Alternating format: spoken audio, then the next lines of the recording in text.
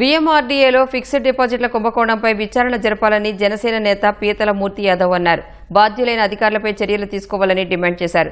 సంస్థ వెబ్సైట్ ఉన్న యాప్లతో సంస్థకు మొబిలైజేషన్ అడ్వాన్స్ ఇవ్వడంపై అభ్యంతరం వ్యక్తం చేస్తూ కలెక్టర్కు ఫిర్యాదు చేశారు. వీఎంఆర్డీఏ కమిషనర్ తేజ్ భరత్ వ్యవహారంపై విచారణ చేయించాలని కోరారు.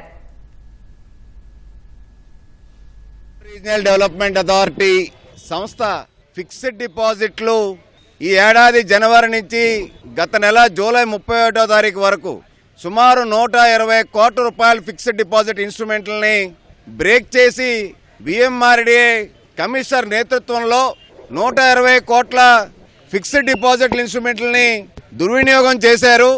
ఏదైతే గతంలో ఉడా చెల్లించినటువంటి ఆదాయ పన్ను 223 కోట్ల రూపాయలు వీఎంఆర్డీఏకి ఐటీ శాఖ నుంచి తిరిగి వెనక్కి వచ్చినటువంటి 223 కోట్ల రూపాయలని ప్రైవేట్ బ్యాంకుల్లో ఫిక్స్డ్ డిపాజిట్లు వీఎంఆర్డీ అధికారులు వేయడానికి భారీ ఎత్తున మామూలు వసూలు చేశారు.